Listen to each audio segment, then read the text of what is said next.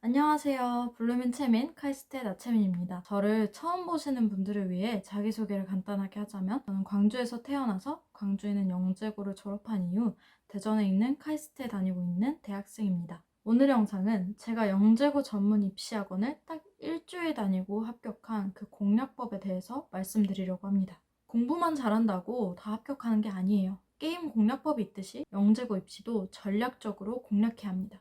만약 여러분이 지금 공부만 하고 있다 혹은 자녀들 학원만 열심히 보내고 있다 라고 하시는 분들은 꼭 이 영상을 시청해주세요. 단 몇 분으로 여러분의 인생이 바뀔 수도 있습니다. 본격적인 이야기에 앞서 제가 생각하는 영재고에서 뽑는 학생들의 케이스를 말씀드리자면, 첫 번째, 내신이 좋다. 두 번째, 내신이 좋지 않으면 스펙이라도 좋다. 물론 이 둘 다 충족하면 완벽하겠죠. 여기까지만 듣고 나도 저런 말은 하겠다, 혹은 난 둘 다 안 되는데 망했네 라고 생각하실 분들은 여기서 영상을 그만 봐주시기 바랍니다. 제가 직접 3년간 영재학교를 다니고 카이스트에 와서 주위에 널리고 널린 영재고 과학고 학생들을 보면서 직접 느낀 소중한 노하우를 그런 분들한테까지 알려드리고 싶지 않습니다. 그럼 여기서 그만 보실 분들을 제외하고 남은 여러분들과 함께 본격적인 이야기를 시작해 보도록 하겠습니다. 우선 영재고가 어떤 학교냐? 영재고란 전국에 총 8개 있으며 각 학교마다 100명 내외로 선발하는 이공계 인재 양성 학교입니다. 쉽게 말해 광역시마다 한 개씩 있다라고 생각하시면 편할 것 같아요. 이 영재고는 뉴스에 나오듯이 1인당 학원비가 이렇게나 비쌀 정도로 인기가 굉장히 많습니다. 요즘은 특목고 중에 특목고다라고 불릴 정도입니다. 그 이유는 바로 입시가 잘 되기 때문입니다. 입시가 얼마나 잘 되냐는 학교 그리고 해마다 항상 다르지만 최소 대략적으로 절반 정도는 서울대와 카이스트를 간다라고 생각하시면 됩니다. 그럼 나머지 절반은 어느 학교를 가느냐? 연세대, 고려대, 포스텍, 지스트와 같은 인서울 혹은 과기원에 간다라고 생각하시면 돼요. 정말 입시가 잘 되죠. 그래서 이렇게들 많이 가려고 하는 겁니다. 제가 생각하기에는 좋은 대학에 붙기보다 영재고에 붙기가 더 어려워요. 그 이유는 일단 그 해에 선발하는 절대적인 수만 놓고 봐도 어렵고, 영재고에 붙으면 좋은 대학은 보장되어 있다라는 인식이 강하기 때문입니다. 그러니까 무조건 붙으려고 하는 거죠. 중학교, 고등학교 6년간 열심히 공부해서 고등학교 내신을 정말 좋게 만들어서 대학을 잘 가는 것과 중학교 때 내신을 잘 만들어서 영재고에 합격하면 대학을 잘 간다, 이 둘 중에 뭐가 더 좋을까요? 당연히 입학만 하면 어느 정도 입시가 보장되는 영재고에 붙는 게 훨씬 좋겠죠. 물론 제 말은 영재고에 가면 다른 학교들과 다르게 공부를 안 한다는 것이 아닙니다. 그냥 이렇게 대학에서 뽑을 만큼 정말 안정적으로 입시가 보장되어 있다는 거예요. 하여튼 알겠고, 그러면 붙고 싶은데 어떻게 하냐? 제가 지금부터 공략법 3가지를 말씀드리려고 합니다. 첫 번째, 전략적으로 지원할 것. 두 번째, 영재고에서는 어떤 학생들을 뽑는가. 세 번째, 자소서 첨삭은 받지 말 것. 그럼 첫 번째, 전략적으로 지원할 것. 영재고는 중복 지원이 잘 안 돼요. 시험 일정을 겹치게 해서든지 어떻게든 최대한 한 개만 지원할 수 있도록 상황을 만듭니다. 만약에 대학을 여러분이 한 개만 지원할 수 있다고 하면 어떻게 하시겠어요? 현재는 5개의 과기원까지 합해서 훨씬 많은 수를 지원할 수 있음에도 불구하고 몇 년간 준비하고 고심해서 대학에 지원하죠. 영재고도 그런 마음으로 준비해야 돼요. 그렇게 전략적으로 분석하고 고심해서 지원해야 합니다. 영재고에 붙으면 좋은 대학에 간다니까요. 이건 일반화가 아니라 사실이에요. 그런데 다들 대학 입시 준비에는 그렇게 노력하고 돈을 쓰면서 영재고 입시 준비에는 그거의 절반이라도 하고 계신가요? 대부분의 사람들은 아닐 겁니다. 근데 그만큼 노력을 들여서 영재고에 합격만 하면 좋은 대학에 갈 수 있는 확률이 급격하게 상승한다는 얘기죠. 특정 학교를 지칭하는 건 아니지만 학교가 수도권에 있다? 당연히 좋습니다. 어쩔 수 없어요. 대한민국의 특성상 모든 교육 인프라가 수도권에 집중되어 있습니다. 만약에 서울대가 대전에 있다고 생각해보세요. 지금 같은 명성일 수 있을까요? 전혀 아닐 거라고 저는 확신할 수 있습니다. 그래서 서울에 있으면 좋은 건 누구나 아는데, 중요한 건 거길 쓰면 여러분들이 붙을 수 있냐 이거예요. 대답은 어림도 없다입니다. 대학에 지원할 때도 본인들의 위치에 맞게 지원을 하죠. 그것처럼 영재고도 본인들의 위치에 맞게 지원을 해야 합니다. 잘 모르겠다면 그냥 인터넷에 영재고 입시 혹은 올림피아드 문제만 쳐봐도 엄청 어려운 문제들을 많이 보실 거예요. 근데 거기에 있는 애들은 뭐냐?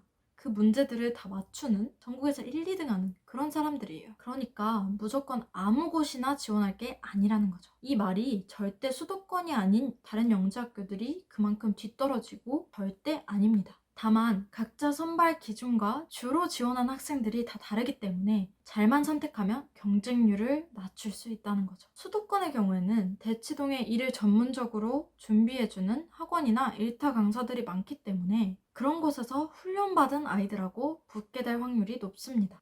근데 그런 아이들하고 붙어서 이길 수 있겠냐고요. 그러니까 그런 아이들이 주로 지원하는 쪽을 피해서 지원해야 해요. 예를 들어 제가 저희 학교에 지원할 때에는 지역, 그러니까 광주에서 절반, 전국구에서 절반을 뽑았습니다. 그러면 제 경쟁 상대에는 수도권, 대치동에서 수업을 들은 전문적으로 준비받아온 학생들이 없겠죠. 그래서 상대적으로 지역 선발이 훨씬 유리할 수밖에 없습니다. 이런 식으로 선발 방식이나 경쟁률, 그리고 지원하는 학생들이 해마다 학교마다 매우 달라지기 때문에 이를 잘 분석해서 지원해야 한다는 거죠. 어떤 사람은 본인의 거주지까지 옮겨가면서 전국구에서 지역 선발로 지원 유형을 바꾸기도 해요.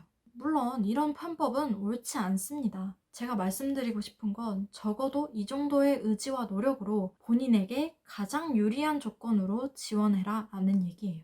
본인이 아무리 잘나도 그 학교의 경쟁률이 굉장히 높거나 본인보다 뛰어난 학생이 지원하게 된다면 여러분은 떨어질 수밖에 없습니다. 그러니 본인에 대해 객관적으로 파악하고 여러 해의 데이터들을 분석한 이후에 그 해에 가장 경쟁률이 낮을 것 같은 지원 유형 학교에 지원해야 합니다. 지원은 이렇게 하는데 뽑혀야 될 거 아니에요. 그래서 두 번째로 영재고에서는 어떤 학생들을 뽑는가를 말씀드리려고 해요. 이건 초반에 말씀드린 영재고에 붙는 두 가지 유형에 대한 이야기입니다. 우선 첫 번째로 내신이 좋은 경우를 말씀드렸죠. 저는 정말 운이 좋은 케이스였어요. 아까 말씀드렸던 전략으로 지원했던 것도 아니고요. 영재고 전문 대비학원도 2차 필기시험까지 붙고 나서야 어라? 싶어서 일주일 다니게 된 거예요. 그 일주일 동안 뭐 얼마나 배웠겠습니까? 말 그대로 전략과 준비 없이 합격한 돌연변이 같은 케이스였어요. 그래서 저는 제가 왜 붙었는지 고민을 굉장히 많이 했습니다. 예전에는 제가 그냥 똑똑해서 붙은 줄 알았어요. 왜 막 학원도 안 다니고 준비도 안 했는데 그냥 쓱 썼더니 턱 붙어. 그럼 내가 진짜 영재인가 보다 라고 생각했어요. 근데 제가 2차 필기시험을 보면서 느꼈던 것과 입학 후에 주위 친구들을 보면서 그게 아니구나를 깨달았습니다. 무슨 말이냐? 바로 그냥 내신이 진짜 좋았던 거예요. 저는 외부 경시대회 수상 경력도 없고 그 흔한 시교육청 혹은 대학교 영재교육원에 다녀본 적도 없습니다. 그냥 오로지 집과 집 근처의 영어 수학학원만 알고 살았어요. 심지어 과학학원은 다니지도 않았습니다. 근데 유일하게 뭐는 있었냐? 내신. 전교 1등이라는 바로 그 좋은 내신이 있었어요. 여러분들 에이씨 전교 1등이래 그게 뭐 쉽냐? 라고 생각하실 수 있는데 고등학교 가잖아요? 그러면 내용도 더 어려워지는데 애들이 입시 때문에 죽기 살기로 공부해서 전교 1등 하기 정말 더 어려워집니다. 그때 가서는 아마 그렇게 생각할 거예요. 살면서 차라리 중학교 때 전교 1등 하는 게 가장 쉽겠구나. 그런 생각이 드실 겁니다. 하여튼 저는 1학년 3번, 2학년 1번을 제외하고 항상 전교 1등을 했습니다. 그 나머지 4번도 2등, 4등 이런 식이었어요. 그러니 얼마나 완벽한 성장 곡선의 전교 1등 굳히기 내신이었겠습니까? 저희 학교에서는 저의 그런 점, 저희 내신을 보고 절 뽑은 거예요. 그건 확실한 게 제가 2차 필기시험 때 시험이 끝나고 쉬는 시간에 화장실에 갔는데 다른 학생들이 답이 이거잖아 이러면서 얘기를 하는 걸 듣고 저랑 똑같은 답이 하나도 없는 거예요. 그래서 망했구나 싶었죠. 근데 합격을 했습니다. 그건 진짜 필기시험 가서 똥 싸지 않는 이상 내신 좋으면 붙는다라는 말밖에 안 돼요. 이건 저 말고도 저희 학교에서 특히 지역 선발, 광주에서 선발된 학생들의 경우를 보면 공공연한 사실임을 알 수 있습니다. 왜냐하면 그 친구들도 그냥 거의 다 본인 학교의 전교 1등이었거든요. 물론 그 친구들은 필기시험도 잘 봤겠죠. 그러니 뭘 해라. 지금 당장 내신을 잡아라. 중학교 성적이 대학 입시 안 들어간다고 절대 안 중요한 성적이 아닙니다, 여러분. 게다가 요즘 자유학기제니 뭐니 하면서 더 별거 아닌 것처럼 느낄 수도 있는데 자유학기제니까 딱 2년만 열심히 공부해서 영재고를 가면 좋은 대학을 간다니까요. 왜 여러분들이 중학교 내신을 잡아야 하는지 잘 아시겠나요? 오늘 영상에서는 제가 어떻게 이렇게 내신을 잘 잡았는지 따로 공부법은 말씀드리지 않을 테지만 궁금하시면 댓글로 남겨주시면 감사하겠습니다.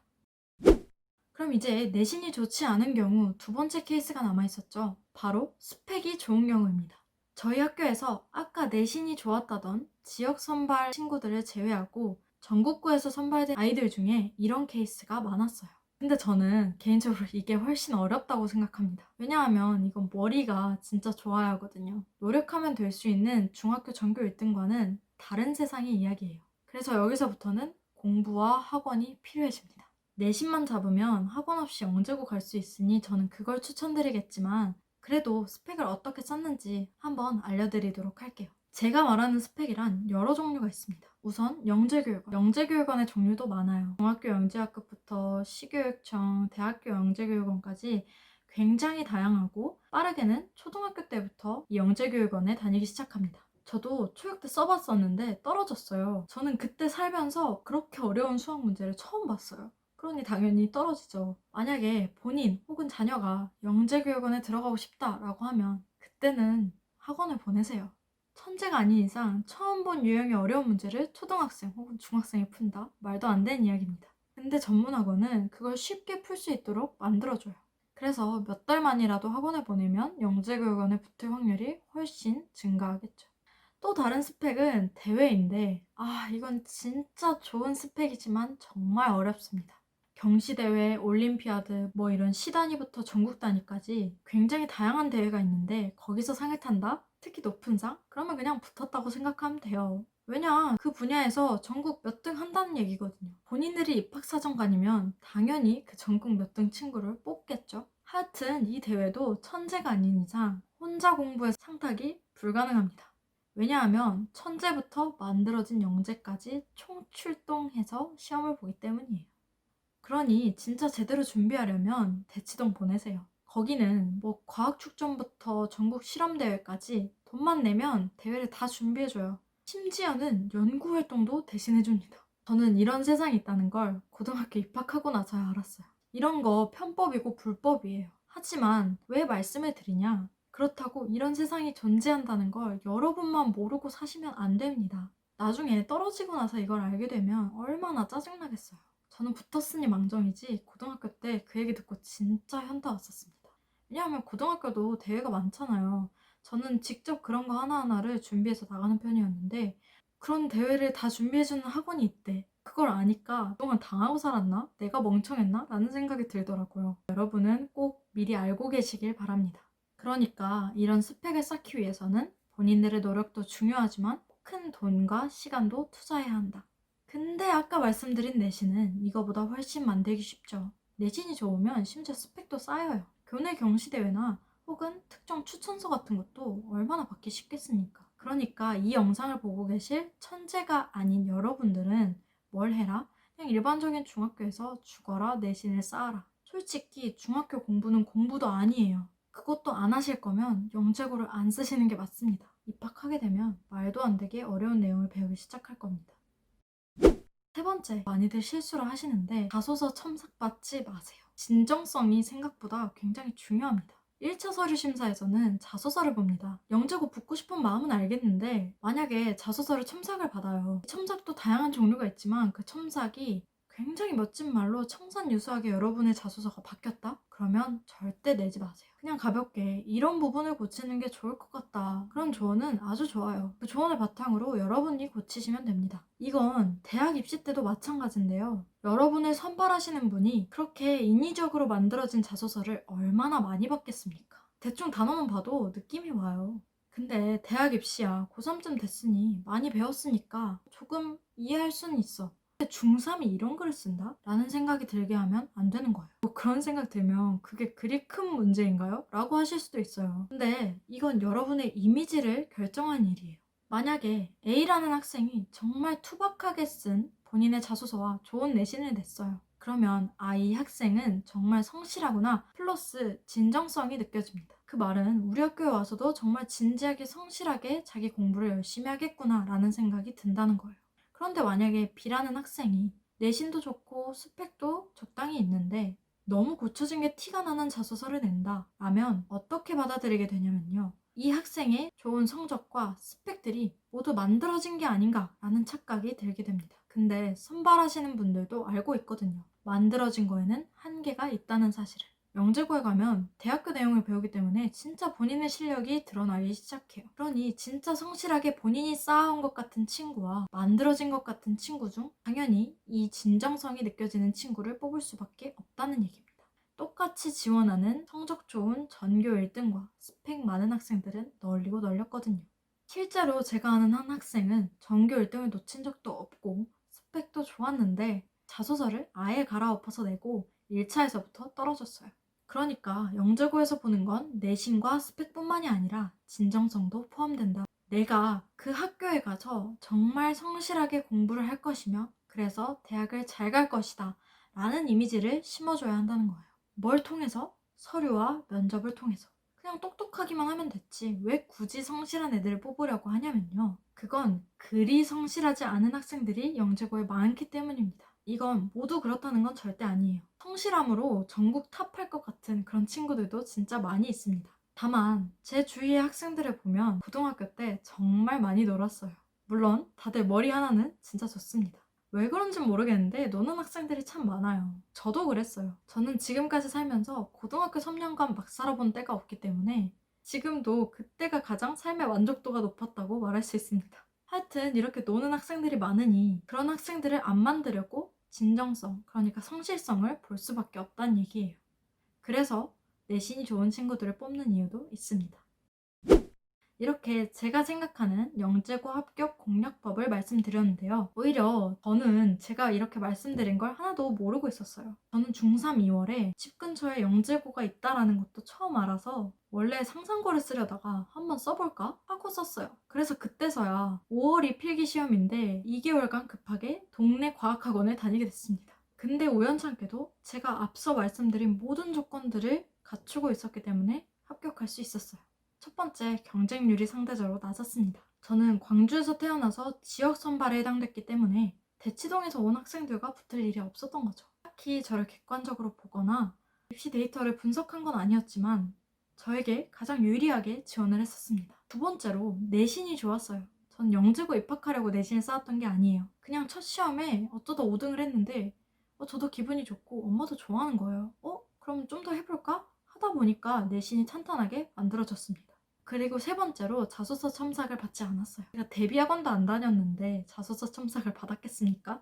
저는 정말 제 이야기를 그대로 썼는데요. 제가 살면서 처음 만들어 본 포트폴리오도 처음부터 끝까지 다 제가 만들었습니다. 저는 뭘 했냐면 피타고라스의 정리를 증명하는 방법이 몇백 가지가 있어요. 그거를 직접 다 찾아보고 직접 다 증명해서 적어보면서 그걸 정리한 포트폴리오를 제출했어요. 지금 생각해보면 그냥 노력만 하면 할 수 있는 진짜 허접한 포트폴리오예요. 근데 이제 와서 생각해보면 거기서 제 진정성과 성실성을 느꼈을 것이다 라는 거죠.